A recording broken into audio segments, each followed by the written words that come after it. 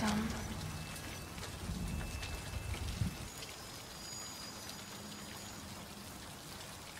What a day, hmm? You look lonely. I can fix that. You look like a good Joe.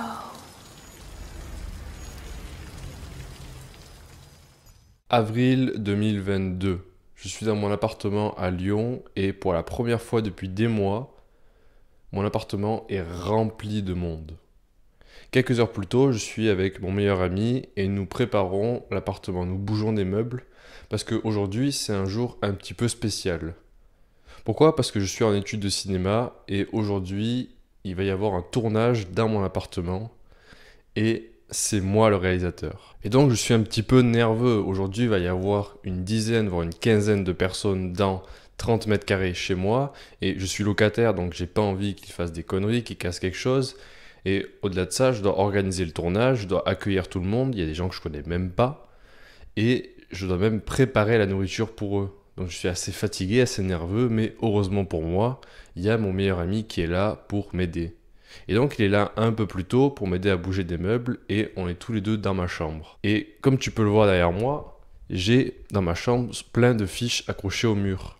Et il y avait à ce moment-là une fiche que j'avais oublié d'enlever. Sur cette fiche, il y avait marqué NF Strike. Autrement dit, c'était une fiche qui énumérait mes sessions de NoFap. En fait, j'avais une stratégie à l'époque qui était de augmenter progressivement les périodes d'abstinence et donc de relapse, de rechuter, de masturber, on va dire le terme, tous les certains temps. C'est-à-dire au début c'était, allez, tu tiens un jour, au bout d'un jour, tu te masturbes, tu retournes à zéro. Après ça va être quoi ? Ça va être 3 jours, puis 5, puis 7, puis 10, puis 15, puis 100. Et donc à l'époque j'avais cette stratégie en place et c'était la seule fiche que j'avais oublié d'enlever. Je sais pas pourquoi j'ai oublié de l'enlever, peut-être parce qu'elle était accrochée derrière ma porte et que je l'ai pas vue, mais toujours est-il que quand je rentre dans ma chambre, il est en train de regarder cette fiche. Et là, j'ai un petit moment de stress, mais je me dis en même temps, il sait ce que c'est. Il a déjà parlé lui-même de son addiction à la pornographie, il sait un petit peu ce que c'est que le développement personnel, donc je pense qu'il va comprendre. Et au lieu de ça, il me regarde dans les yeux et il commence à rire. Il commence à rigoler et il me dit « Ne me dis pas que c'est ce que je crois ». Et là, il y a déjà du monde qui commence à rentrer dans mon appartement. Et je commence à être très anxieux parce que je m'attendais à ce qu'il m'apporte du soutien et au contraire, il s'est foutu de moi. Et c'est à ce moment-là, c'est à ce moment très précis que j'ai compris que le reste de mon voyage allait se faire tout seul. La vérité, c'est qu'il y a une face cachée au développement personnel. Et cette vérité, personne ne te l'a jamais dit jusqu'à présent parce que c'est pas dans l'intérêt des youtubeurs de développement personnel de te dire cette vérité. Eux, leur intérêt, c'est de te vendre du rêve, de te parler de méditation, de dopamine détox, à quel point c'est génial, et à quel point tu vas devenir riche grâce au développement personnel. Ils veulent te vendre un rêve parce que c'est le meilleur moyen pour eux de te vendre ensuite des formations pour atteindre ce rêve. Et s'ils te révélaient cette vérité cachée du développement personnel, alors ils perdraient tout simplement en vente. Directement, ça influerait sur leur vente. Donc c'est pas dans leur intérêt du tout de te révéler cette vérité. Parce qu'il faut être honnête, la vérité que je m'apprête à te révéler dans cette vidéo, elle est pas sexy, elle ne vend pas, elle fera pas autant de vues que les 7 business pour gagner 10 000 € par mois en 2023. C'est une vérité dont aucun youtubeur en développement personnel n'a jamais parlé auparavant et je m'apprête à te la révéler maintenant dans cette vidéo. Écoute-moi bien, le développement personnel va te rendre misérable. Et donc dans cette vidéo, je vais t'expliquer pourquoi le développement personnel participe à faire de toi quelqu'un de misérable et surtout comment sortir de cette situation, comment faire en sorte que tu passes au niveau supérieur et que tu arrêtes d'être seul dans ton coin. Partie 1, pourquoi la solitude est inévitable. Dès le départ, il faut que tu admettes que la solitude, c'est une étape nécessaire dans ton développement personnel. Et c'est même, je dirais, une bonne chose. Parce que quand tu y penses, tu ne peux pas vouloir quitter le groupe des 90% et rejoindre le top 1% sans forcément perdre des amis et te retrouver plus seul. Lorsque tu décides de quitter les réseaux sociaux, d'arrêter de sortir en boîte ou de manger à McDo ou d'aller au cinéma, forcément, tu vas perdre en lien avec tes amis actuels. Tu vas arrêter de sortir avec eux, tu vas perdre des expériences, tu vas avoir des souvenirs qui ne seront pas avec eux, mais qui seront tout seuls. Forcément, en voulant quitter le groupe des 90%, tu vas t'isoler. Et le problème, c'est que ce n'est pas parce que tu quittes le groupe des 90% que tu vas nécessairement rejoindre immédiatement le top 1%. Non, il y a un intervalle entre les deux qui s'appelle le groupe des 9%. Enfin, c'est moi qui l'appelle comme ça. Le groupe des 9%, c'est le moment de transition entre être un dégénéré médiocre et rejoindre le top 1% des hommes supérieurs. Il y a cet entre-deux de 9%. Le problème, c'est que c'est un entre-deux où tu es seul. En tout cas, tu penses que tu es seul. Et il y a de fortes chances pour que actuellement tu sois dans cette phase de transition que j'appelle les 9%. Probablement que si tu tombes sur cette vidéo, c'est que ça fait au moins 3 mois que tu es dans le développement personnel, tu as commencé la méditation, la musculation, tu consommes moins de réseaux sociaux, tu essaies de quitter la pornographie. Donc tu n'es plus déjà dans le groupe des 90%. Mais ça ne signifie pas que tu es dans le top 1%, que tu es riche, que tu es en très bonne santé, que tu as quitté toutes tes addictions. Tu es dans cet entre-deux. Et donc dans ces situations des 9%, tu as un choix à faire. Soit tu continues de progresser jusqu'à rejoindre le top 1%, mais ça signifie que tu vas rester seul un moment. Soit tu choisis de ne plus être seul, de rejoindre tes anciens amis et donc de retomber dans le groupe des 90%. En d'autres termes, soit tu es seul, soit tu es médiocre. Et pour la suite de cette vidéo, on va partir du principe que tu choisis de continuer de progresser, quitte à être seul. Je pense que tu préfères être seul qu'être, comme on dit, mal accompagné, que continuer à être un dégénéré avec tes anciens potes. Et donc si tu choisis de continuer sur cette voie, de rester seul mais de progresser, j'ai une bonne nouvelle pour toi. Contrairement à ce que tu penses, la solitude n'est pas nécessairement un signe de souffrance. Il faut comprendre qu'il y a deux formes de solitude. Et le problème, c'est qu'en français, on n'a qu'un seul mot pour ces deux formes. Donc il y a la solitude et la solitude. On n'a qu'un mot. Mais en anglais, on a deux mots. On a loneliness et on a solitude. La différence entre loneliness et le solitude, c'est que loneliness est une solitude négative dont on souffre, c'est un isolement. Et solitude, c'est un moment de retirement, c'est une forme de solitude spirituelle, une retraite spirituelle, on va dire. Et dans les faits concrets, on ne peut pas vraiment différencier les deux. C'est-à-dire que tu es seul, concrètement, tu es seul. Il n'y a pas vraiment de différence entre souffrir ou profiter de la solitude. La seule différence, elle est interne, c'est comment toi, tu vis cette solitude. Et donc la question ici, c'est de savoir comment transformer la solitude négative, donc loneliness, en solitude positive, c'est-à-dire solitude. Et il faut que tu comprennes que à force de méditer seul et d'écrire dans ton journal tes pensées, parce que c'est très important d'écrire dans son journal ses pensées, parce que sinon tes pensées vont juste ruminer dans ta tête, tu vas répéter les mêmes pensées, tu vas avoir l'impression que tu es bloqué. Donc ça, c'est loneliness. Et solitude, c'est lorsque tes pensées progressent, lorsque tes pensées produisent quelque chose. Et donc, comment on peut obtenir ça? Il faut que tu développes le muscle cérébral de l'introspection. L'introspection, c'est savoir être tout simplement en paix avec soi, seul. Et cette introspection, pourquoi elle est aussi utile, aussi nécessaire dans ton développement personnel? C'est parce que en étant en introspection, tu vas pouvoir trouver les raisons profondes à ton existence, à pourquoi tu veux faire telle ou telle chose, ou pourquoi plutôt tu ne veux pas faire telle chose. Ta capacité à entrer en introspection va faire toute la différence à l'avenir, lorsque tu rejoindras le top 1%, puisque justement, ça va faire la différence entre les gens qui agissent pour des raisons de surface, d'apparence, et des gens qui agissent parce qu'ils ont des motivations profondes. Pour mieux comprendre la différence entre raisons externes de surface et motivation profonde, on va prendre l'exemple de la musculation. Pourquoi est-ce que tu devrais commencer la musculation ou pourquoi est-ce que tu as commencé la musculation? La plupart des gens, ils vont commencer la musculation, leur transformation physique, parce que peut-être qu'ils veulent séduire plus de filles, c'est la raison principale. Ou peut-être qu'ils veulent juste avoir l'air plus beau dans leur miroir et se plaire. Peut-être qu'ils veulent jouir d'un statut, parce qu'ils expriment la discipline et ils commandent le respect, l'admiration. Tout ça, c'est que des raisons externes, de surface, en apparence. Ce sont les gens qui sont musclés et donc qui vont aller sur Instagram pour prendre des photos de leur abdos. C'est ça pour eux le résultat, la motivation qu'ils ont. Il n'y a pas plus de profondeur que ça. Mais nous, on va aller bien plus profondément parce que le plus profond est ta motivation, le mieux tu vas tenir et le plus tu jouiras de résultats, de récompenses. Et donc, à quoi ça ressemble des motivations profondes pour aller à la salle de sport? Déjà, tu peux vouloir faire une transformation physique pour être plus fort et donc pour pouvoir être en mesure de protéger ta famille. Ou alors, tu veux pouvoir développer ta discipline, sans forcément la montrer aux autres que tu es discipliné, mais pour toi-même, intérieurement, développer ta discipline. Parce que aller tous les jours à la salle de sport, ça demande une certaine discipline. Ou alors aussi, tu peux aller à la salle de sport parce que tout simplement, tu as compris que ton esprit, il ne peut pas être en bonne santé si ton corps, lui, ne l'est pas. Et donc, tu remarques bien que entre vouloir avoir plus de likes sur Instagram ou sur Tinder et vouloir protéger sa famille et être plus discipliné, il y a une différence de profondeur. Et il faut bien que tu comprennes que plus tes motivations sont profondes et internes, donc dépendantes que de toi, pas des autres, plus tu vas être capable de tenir sur le long terme. Et donc c'est à ça que ça sert l'introspection, c'est à ça que ça sert d'être seul. Ça sert à trouver les motivations profondes à tes actions. Et si on va encore plus loin, ça te sert à trouver le sens de ton existence, ton pourquoi. Et je le répète, cette introspection, elle est possible qu'en méditant seul et en écrivant dans son journal. Et pour résumer, tu dois passer nécessairement par une phase de solitude dans ton développement personnel pour identifier tes problèmes à la racine et créer un changement non pas seulement d'action, mais d'identité, un changement profond et durable. Partie 2, la règle numéro 1 du développement personnel, c'est qu'on ne parle pas de développement personnel. Tu as probablement déjà entendu parler en cours du mythe de la caverne de Platon qui se trouve dans la République.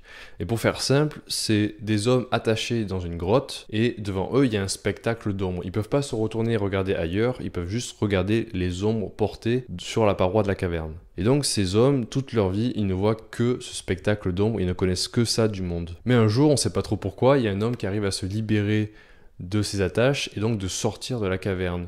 Et au début, même s'il est aveuglé par la lumière du jour, c'est normal, c'est la première fois qu'il voit autant de lumière, progressivement il s'habitue, notamment en se regardant dans le reflet de l'eau. Cet homme, il va découvrir le monde et puis au bout d'un moment, il va vouloir en parler aux autres qui sont attachés, il va vouloir leur dire, écoutez, ce n'est pas le vrai monde, la caverne ce n'est pas le vrai monde, il y a un extérieur, il y a un vrai monde beaucoup plus grand dehors. Et donc ce qu'il fait, c'est qu'il re-rentre dans la caverne. Donc au début, il fait un petit peu trop sombre cette fois, mais il leur parle aux hommes attachés, il leur dit voilà ce que j'ai vu. J'ai vu de l'eau, j'ai vu des arbres, j'ai vu des animaux. Et la réaction des hommes attachés, c'est de le prendre pour un fou, de dire qu'il est devenu fou et que tout ça c'était qu'un rêve. Et donc si tu l'as pas encore compris, le développement personnel, c'est un petit peu la même chose. Au départ, tu découvres la dopamine détox, tu découvres la méditation, tu découvres la musculation, la douche froide, et tu as l'impression de sortir de la matrice, de découvrir le vrai monde, de sortir de la caverne. Et forcément, au bout d'un moment, tu as envie d'en parler à tes amis, à ta famille. Et probablement que leur réponse, c'était soit que tu étais fou, soit que tu étais bête, soit que juste tu avais raison, mais que eux, ils n'avaient pas envie de souffrir plus que ça, ils n'avaient pas envie de prendre des douches froides. Autrement dit, ils préféraient rester dans la caverne devant les ombres plutôt que de découvrir le monde. Et je sais parfaitement à quel point le développement personnel peut être frustrant. Tu vois, des gens à qui tu tiens gâcher leur vie, se plaindre même parfois qu'ils sont dépressifs, qu'ils sont gros, qu'ils sont malheureux. Et toi, tu as les solutions. Tu as des solutions concrètes. Tu sais que en seulement 2 semaines, ils pourraient aller mieux. Ils pourraient résoudre, allez, disons 75% de leurs problèmes. Tu as les solutions. Mais eux, ils veulent pas les solutions. T'es un peu comme un docteur qui voudrait donner un remède à un patient malade, mais le patient, lui, il dit non, j'en veux pas. J'aime pas le goût de ton remède. C'est exactement pareil, c'est très frustrant parce que tu tiens à eux. Tu voudrais qu'ils aillent mieux et t'as des solutions pour eux. Mais eux, encore une fois, ils préfèrent rester dans la caverne. Parce qu'ils préfèrent toujours leur souffrance actuelle plutôt que l'inconnu. Et il y a une vérité que je dois t'avouer, que tu dois admettre, et honnêtement, même de mon côté, c'était très difficile de l'admettre. J'ai toujours eu un petit peu d'espoir, mais je dois te dire la vérité, tout le monde n'est pas comme toi. Tout le monde n'a pas forcément le désir, l'ambition d'être meilleur, de progresser. Et tu peux y mettre autant d'efforts que tu veux, la plupart des gens, ils changeront pas. Plusieurs fois, on m'a demandé des conseils en nutrition, en psychologie, en musculation, et à chaque fois, j'ai voulu aider ces gens. J'ai même des gens pour qui j'ai créé des guides complets, un PDF de 17 pages, pour commencer une transformation physique, avec tout dedans. Les repas, l'application, l'entraînement jour par jour. Ils se sont jamais entraînés, ils n'ont jamais fait ce que je leur ai dit de faire. J'ai toujours eu du mal à avouer cette vérité parce que pour moi, c'est un aveu d'échec, un aveu d'abandon. Mais il faut que toi comme moi, on admette que un changement ne vient que de soi. Ça ne peut pas venir de quelqu'un d'autre. Pense à quand tu as commencé le développement personnel, à pourquoi tu as commencé le développement personnel. Ou plutôt à l'inverse, pense à pourquoi tu n'as pas commencé le développement personnel plus tôt. Parce que tu avais déjà toutes les connaissances. Depuis quand est-ce que tu sais qu'il faut faire du sport, par exemple ? Depuis toujours, depuis tout petit, on te dit qu'il faut faire du sport. À part si t'as vraiment vécu dans une famille à part, obèse, où on n'aime pas le sport, globalement, tout le monde t'a dit que c'est bien de manger sain, pas manger industriel, pas manger McDo, et de faire du sport. Tu l'as toujours su. Mais pourquoi tu n'as pas commencé plus tôt? Pourquoi moi, par exemple, il a fallu que j'attende 22 ans pour commencer à faire du sport sérieusement? Mais parce que c'était pas le moment, tout simplement. T'étais pas encore prêt à accepter les vérités du développement personnel. Mais c'est pareil pour tes proches. Ça veut pas dire qu'ils sont condamnés à être médiocres. Ça veut dire que c'est pas le moment. Simplement pas le moment, ils sont pas prêts à changer. Même s'ils te demandent de les aider, ils sont pas prêts. C'est pas encore le moment. Peut-être que c'est bientôt, hein, mais tu dois attendre et tu dois continuer ton chemin et te concentrer sur toi-même. Je sais que c'est difficile de les voir rester médiocres, de souffrir alors qu'ils ont des solutions pratiques directes, mais tant que c'est pas le moment pour eux, tu peux pas les aider. Il faut bien que tu comprennes que c'est un problème de croyance et d'état d'esprit. Et tant que les gens ne sont pas prêts à changer leurs habitudes, ils refuseront en bloc tout ce que tu leur diras qui ira à l'encontre de leurs croyances actuelles. Parce qu'ils sont dotés de ce qui s'appelle un état d'esprit fixe, alors que toi tu as un état d'esprit de croissance. Et dans un état d'esprit fixe, tu ne veux absolument pas changer. Même si tu as envie de résoudre tes problèmes, tu préféreras toujours tes problèmes à l'inconnu, à l'inconfort. Et il se peut même que lorsque tu parles de développement personnel à tes amis ou à tes proches, tu produises l'effet inverse, c'est-à-dire qu'ils ont encore moins envie de changer. Pourquoi? Parce que c'est ta faute. Tu ne respectes pas une règle d'or de la sociabilité. Parce qu'il y a un secret pour se faire des amis, ou plutôt pour éviter de se faire des ennemis. Et ce secret, ce principe fondamental de la sociabilité, on a tous un petit peu tendance à l'oublier, moi inclus. Mais la question c'est, est-ce que toi maintenant, là, tu peux deviner ce que c'est que ce principe de la sociabilité? Le secret de la sociabilité, écoute bien, c'est la capacité à se mettre à la place d'autrui. Imagine que tu es à la salle de sport. Tu vois quelqu'un qui a le même âge que toi, qui a à peu près la même taille que toi, mais il est bien plus musclé que toi. Et forcément, sans le vouloir, tu vas commencer à te comparer à lui. Tu vas même peut-être commencer à te sentir inférieur, à complexer. Et il faut être transparent là-dessus, il faut être honnête là-dessus. Même moi, ça m'arrive parfois. La dernière fois, j'ai vu quelqu'un qui était plus jeune que moi, plus léger que moi, et qui squattait 30 kilos de plus que moi.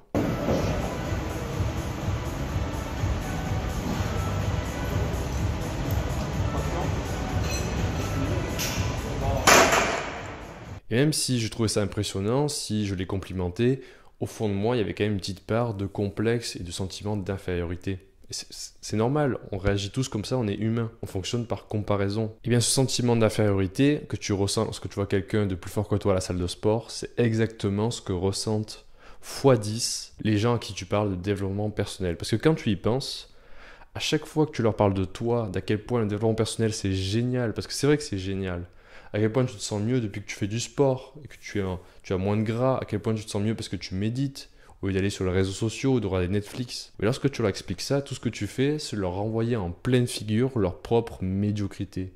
Tout ce que tu fais, c'est leur dire de manière indirecte que voilà, là tu es mauvais, là tu es mauvais, là tu es mauvais, là tu es mauvais, tu es médiocre. À chaque fois que tu parles de développement personnel, tu essayes d'aider quelqu'un, tout ce que tu lui dis, c'est tu es inférieur à moi. Et ça, c'est pas quelque chose d'agréable de l'autre côté. Et surtout, tu violes la règle fondamentale de la sociabilité qui est de se mettre à la place d'autrui. Et même si tu dis rien, même si tu ne parles jamais de développement personnel, rien que ta présence même, pour eux, c'est une gifle en pleine figure, c'est un rappel de leur propre médiocrité et du fait qu'ils ne sont pas aussi disciplinés qu'ils pourraient l'être. Et ça, pour le coup, tu peux rien y faire. Tu peux pas juste te cacher ou mettre des vêtements amples pour faire semblant d'être gros. Mais tu peux au moins atténuer la chose en ne parlant pas tout le temps de développement personnel et en leur racontant pas tous les trucs bizarres que tu fais. D'ailleurs, au passage, le développement personnel, il faut que tu comprennes que c'est un petit peu bizarre quand même parfois.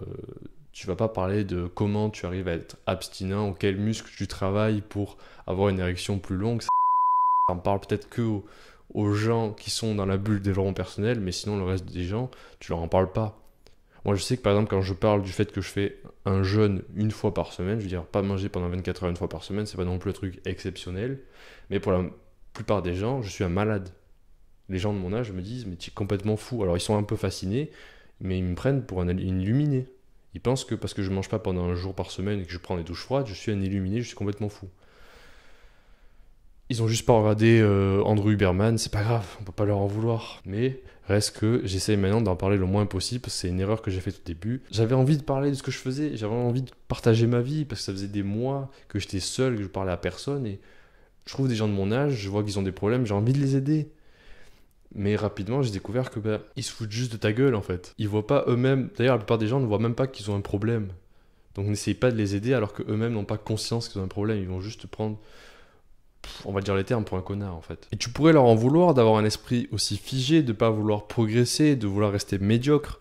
Mais la vérité, c'est que tu souffres probablement toi aussi des mêmes problèmes. Seulement, tu souffres des mêmes problèmes à un niveau supérieur. Il y a de fortes chances pour que toi aussi, même à un niveau supérieur, avec un état d'esprit de croissance, tu te sens toujours parfois inférieur face à d'autres gens. Comme je l'ai dit, moi, à la salle de sport, ça m'arrive de me sentir inférieur.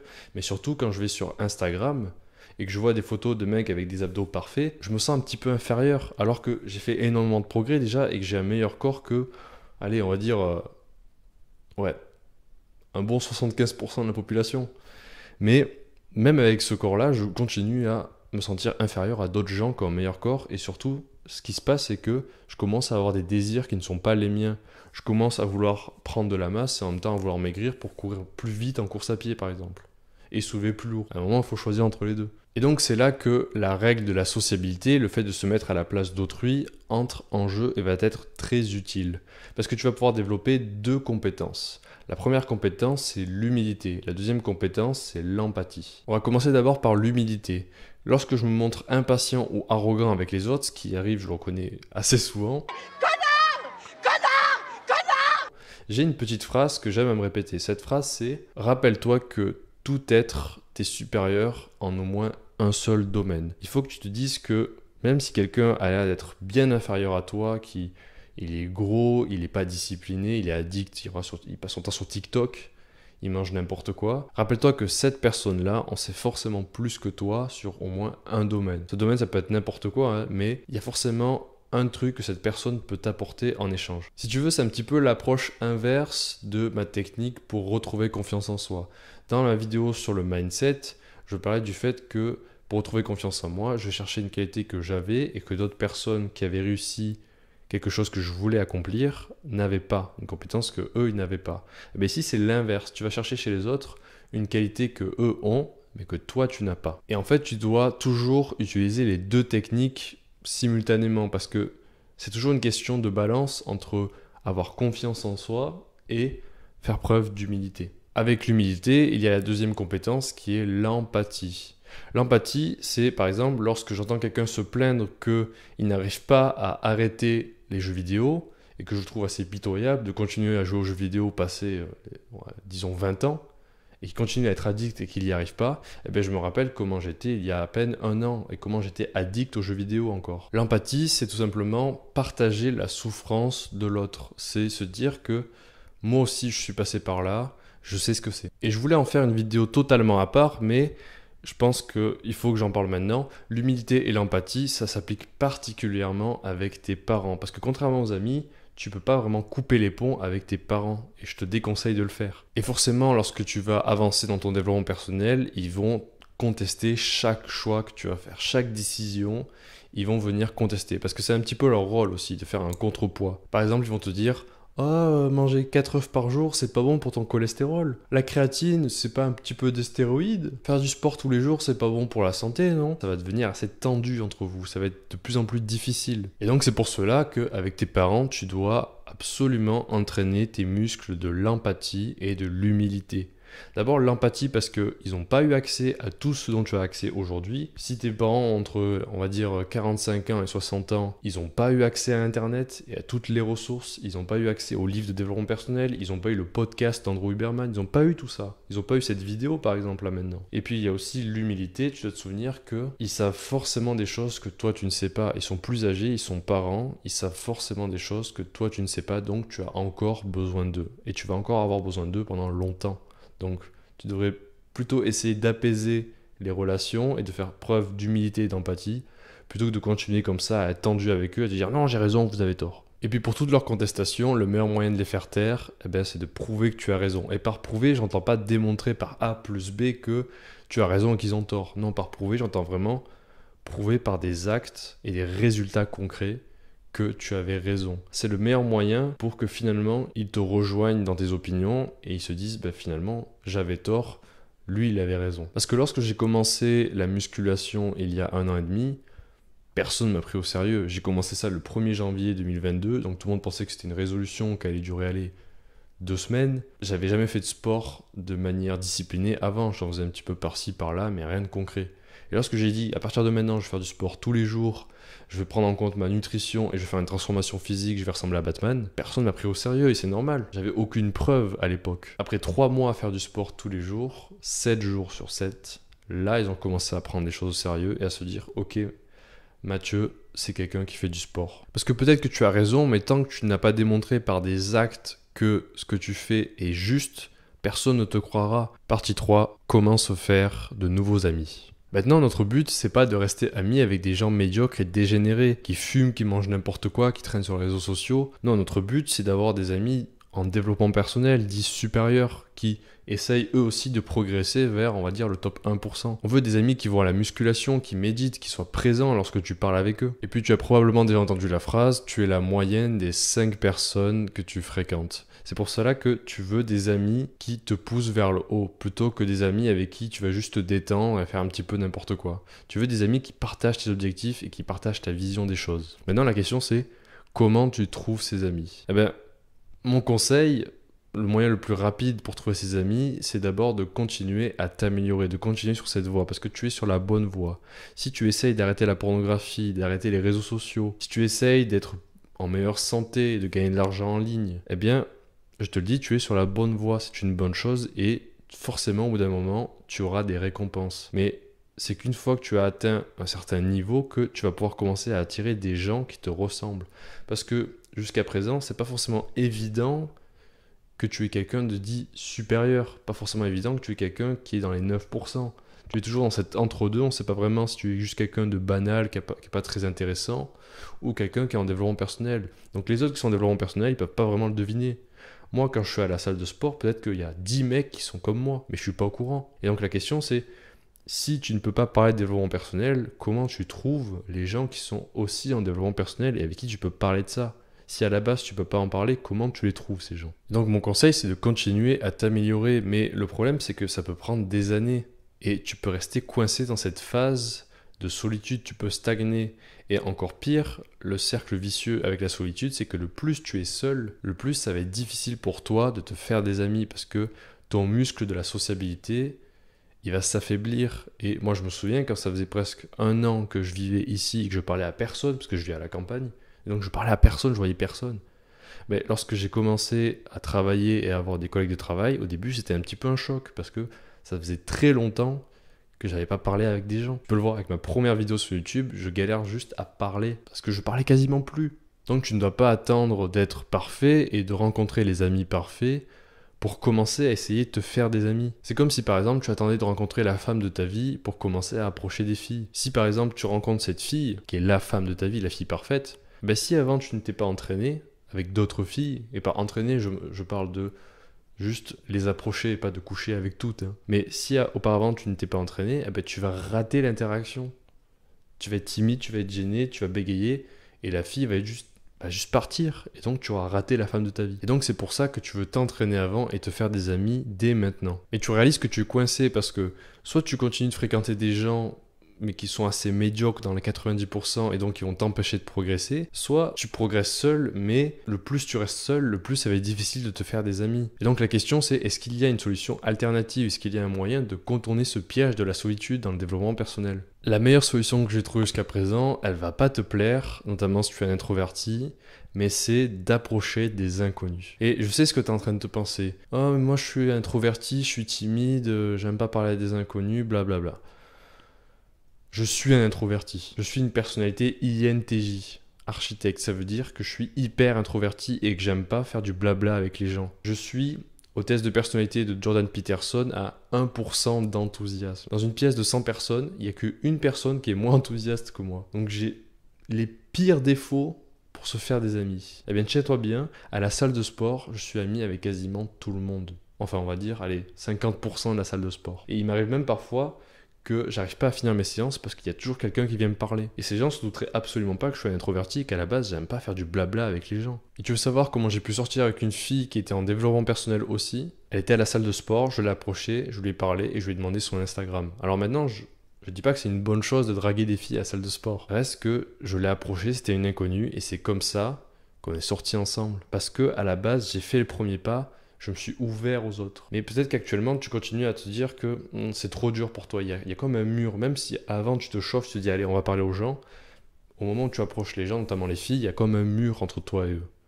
Et la meilleure solution que j'ai trouvée, c'est la respiration. C'est-à-dire, avant de rentrer dans un lieu social, tu prends un temps pour respirer et surtout avec les épaules en arrière comme ça.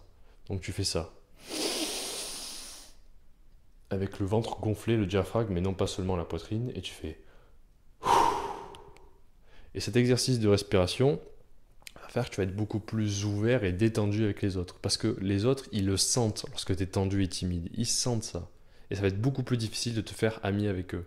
Et cet exercice de respiration, il m'a beaucoup aidé pour me faire de nouveaux amis. Mais c'est pas non plus de gros amis très importants avec qui je partagerai tout. Je leur partage pas mes secrets, on sort pas ensemble le soir.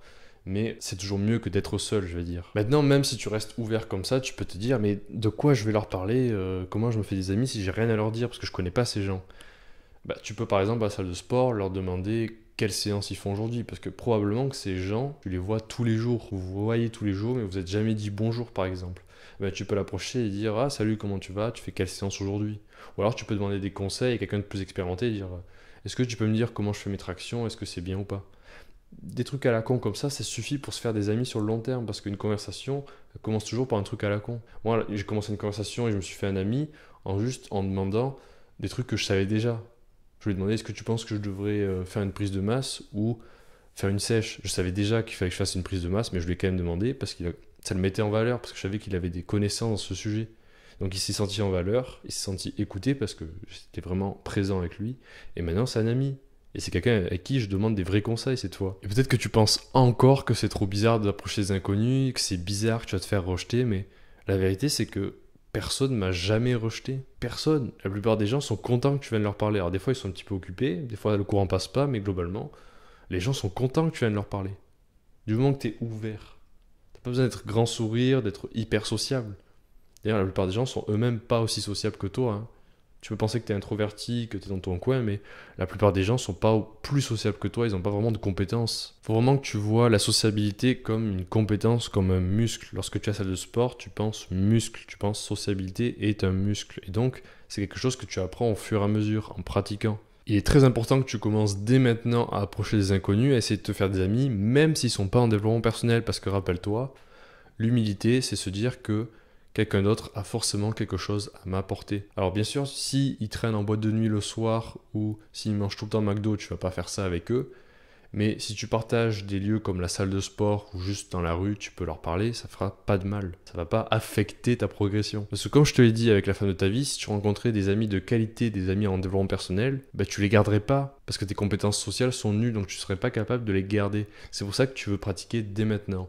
Et un dernier conseil que je te donnerai, c'est de lire le livre de Dale Carnegie qui s'appelle Comment se faire des amis. Alors le titre peut paraître assez pitoyable, misérable, mais faut être honnête, tu as besoin de te faire des amis et c'est le meilleur livre possible pour développer ta sociabilité. Et ça va au-delà de juste se faire des amis, ça va jusqu'à l'influence, jusqu'à pouvoir partager des idées aux autres, pouvoir mieux communiquer et aussi tout simplement négocier. Donc je veux qu'après cette vidéo, tu ailles acheter ce livre et que tu le lises. C'est peut-être l'une des décisions les plus importantes de ta vie que de lire ce livre. Je veux que tu lises ce livre, c'est la chose la plus importante peut-être que j'ai faite dans mon développement personnel, c'est de trouver ce livre et de lire ce livre. Dernière fois, lis ce livre. Pour finir, je tiens à te dire que tes relations avec les autres ne seront jamais aussi saines que l'estime que tu as de toi-même. Si le temps que tu passes seul est déjà plaisant pour toi, si tu es déjà en paix avec toi-même, alors tu peux avoir des relations de paix et des relations plaisantes avec les autres. Mais si déjà de base tu n'es pas en paix avec toi-même, si tu ne t'aimes pas, ça va se sentir chez les autres et forcément ça va se refléter dans tes relations avec les autres. Si tu veux avoir de bonnes relations sociables, tu dois avoir une bonne relation avec toi-même, tu dois avoir un dialogue interne sain et donc c'est là qu'on en revient à l'introspection, tu dois entrer en introspection pour savoir pourquoi tu ne t'aimes pas sur certains aspects et surtout pour apprendre à être plus en paix avec soi-même, être plus gentil peut-être avec toi-même. Sinon, j'espère que cette vidéo t'aura été utile et que tu comprends un petit peu mieux la situation dans laquelle tu te situes actuellement. Et surtout, j'espère que tu auras fait ces 2 actions essentielles qui sont d'approcher un inconnu, de lui parler, de faire une petite conversation vite fait, et d'acheter le livre et de lire Comment se faire des amis de Dale Carnegie. Ce sont les 2 actions les plus essentielles et si tu ne les fais pas, honnêtement, cette vidéo, elle aura servi à rien. Mon objectif avec cette chaîne YouTube, c'est de créer une communauté de gens qui partagent les mêmes intérêts, donc le développement personnel, la masculinité, la santé physique et mentale, la philosophie, la psychologie, l'addiction à la pornographie ou à la nourriture, aux réseaux sociaux, tout ça sont des thématiques qu'il y a dans ma chaîne et je veux créer une communauté de gens qui partagent les mêmes intérêts. Tout simplement pour s'entraider et se faire des amis. Et j'espère vraiment qu'un jour, nous pourrons être amis, toi et moi, dans la vraie vie plutôt que sur Internet. Et j'espère que le jour où ça arrivera, tu auras des bonnes compétences sociales et que tu seras présent parce que moi, je serai présent. Donc si c'est quelque chose qui t'intéresse, tu peux t'abonner à cette chaîne. Salut!